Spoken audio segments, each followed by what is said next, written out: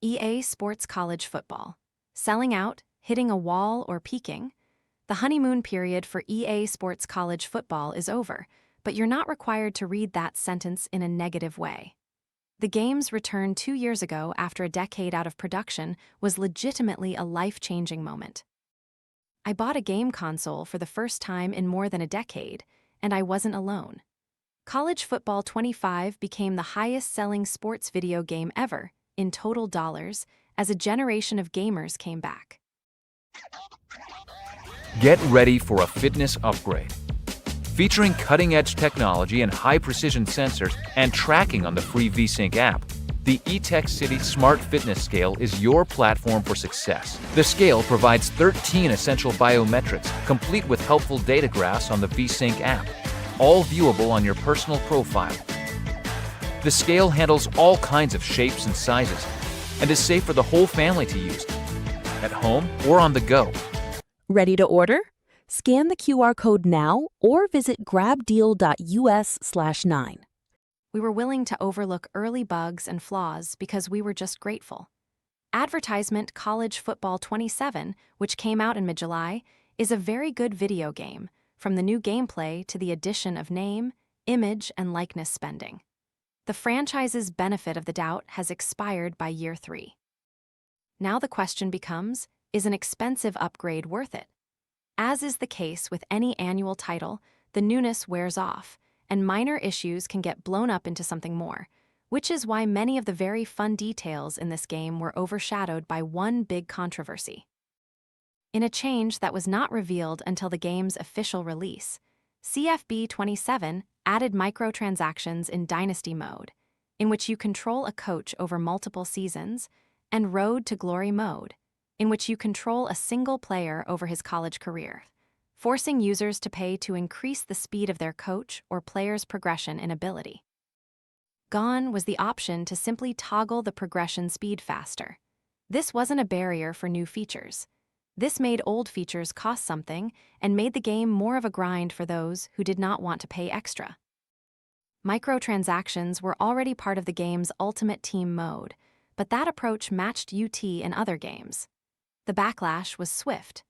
YouTube creators, including those who had paid partnerships with EA Sports like James Bordeaux, led a social media campaign against the company. It worked, and EA Sports backed down a few days later, removing the Dynasty and RTG microtransactions. Gamers viewed this incident as EA dipping a toe into the water before forcing players into more payments in future games. The line had to be drawn now. They may end up correct, given the dire straits the gaming industry is in. The rise of artificial intelligence has created a massive computer memory shortage, driving up the price of PlayStation 5 and Xbox consoles. Last month, Xbox parent company Microsoft laid off thousands of workers and announced it would sell multiple game studios. PlayStation is going to stop selling game discs. This week, EA completed a go-private acquisition with partners including Saudi Arabia's PIF, Silver Lake, and Jared Kushner's Affinity Partners, which will saddle the company with debt. Advertisement games need to find new ways to make more money. That means they're more expensive. CFB 27's base price is $69.99, same as last year. That means more in-game advertisements in CFB 27, which don't bother me nearly as much as microtransactions. After all, we're heading into a college football season where jerseys have sponsorship patches. Was EA Sports back down a lesson learned, or simply a decision deferred? We won't know until next year's edition, but this controversy cast a shadow over CFB 27's launch.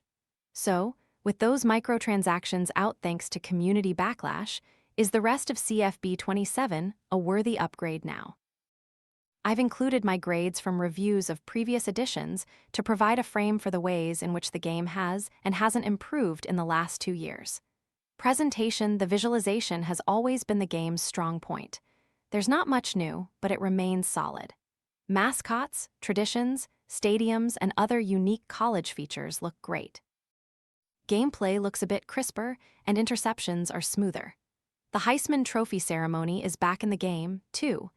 There are more weather options, including heavy snow and dynamic weather that changes throughout a game. However, the fans' faces still look spooky, and I feel like an old man in my annoyance with the new off-center main menu and the smaller font size of the playbook. When recruiting, the highlight contrast when searching for the right pitch is not distinct enough.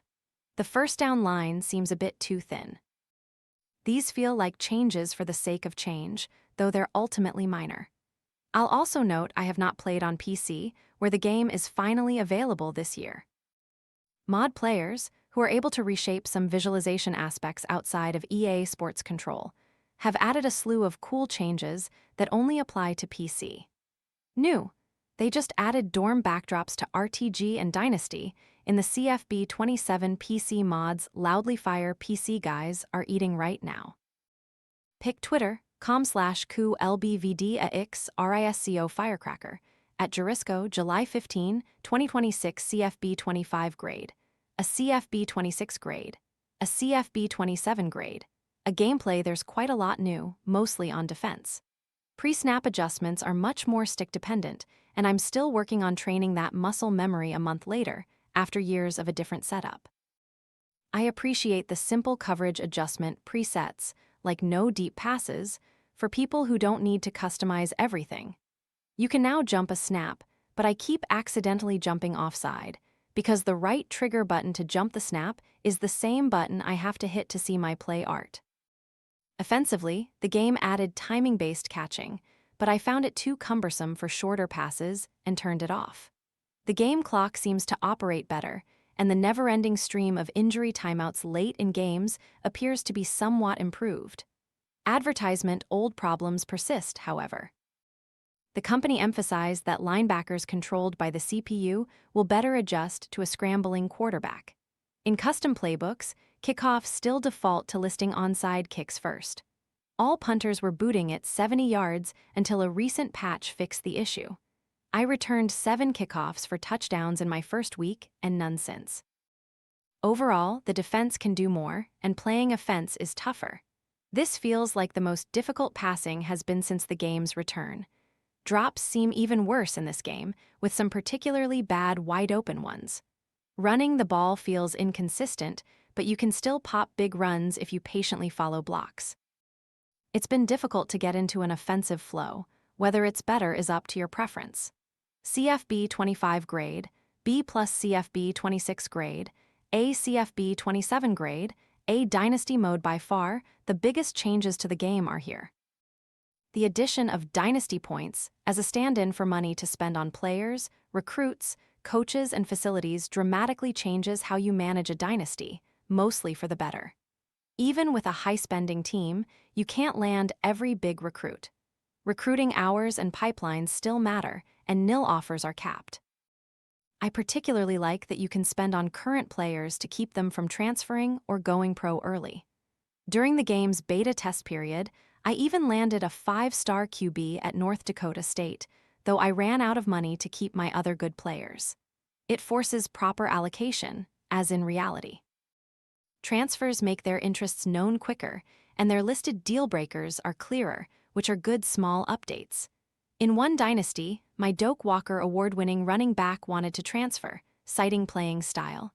A starting quarterback threatened to leave over playing time. I was able to increase their nil to keep them, which is an improvement from last year, but only because I had dynasty points to spend.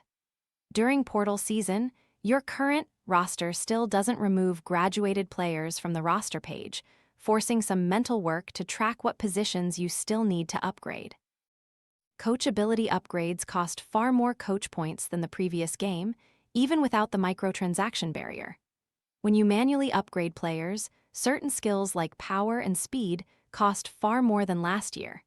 It's again imperative that you decrease the slider for max transfers if you want to survive as a smaller program.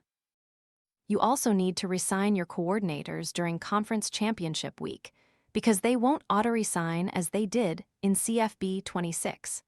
That's something I noticed when I fired both coordinators after winning the national title and couldn't hire them back. Advertisement, it took a month or so to get a handle on this new version of Dynasty, but I view it as a sizable positive change. CFB 25 grade, B plus CFB 26 grade, A CFB 27 grade, a road to glory. I always think I'll play RTG more than I do. Each year, it gets a little bit better, and that's the case again. They've finally added tight end, edge rusher, and free safety to the position options.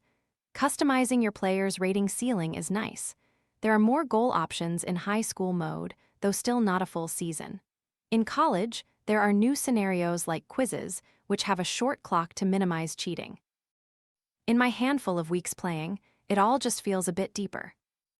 CFB 25 grade, B CFB 26 grade, B plus CFB 27 grade, B plus other features and notes. Mascot mode, finally back in the game, is a fun party trick. My brother and I enjoyed trading 85-yard field goals, but forcing gamers to win regular games with real schools to unlock most mascots is unnecessarily burdensome for such a low-stakes game mode. Coach mode allows you to call plays from the sideline in Dynasty mode and watch your CPU team execute, with the ability to toggle how much control you want. It's pretty neat and makes me never want to be a real-life coach.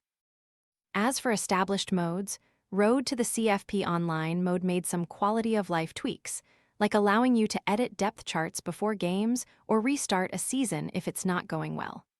There are new win and stat objectives to accomplish outside of the season. Ultimate Team, the virtual card-collecting mode for custom teams, has adjusted to make its upgrade system closer to Dynasty mode. Team Builder was completely unusable for me 2 years ago, but it seems to work fine now with more options, though the website still doesn't work on Google Chrome.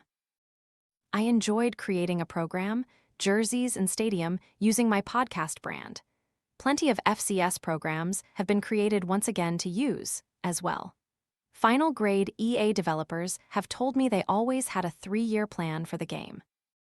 The previous 2 games had some glaring holes, but you can see this game as a largely completed vision.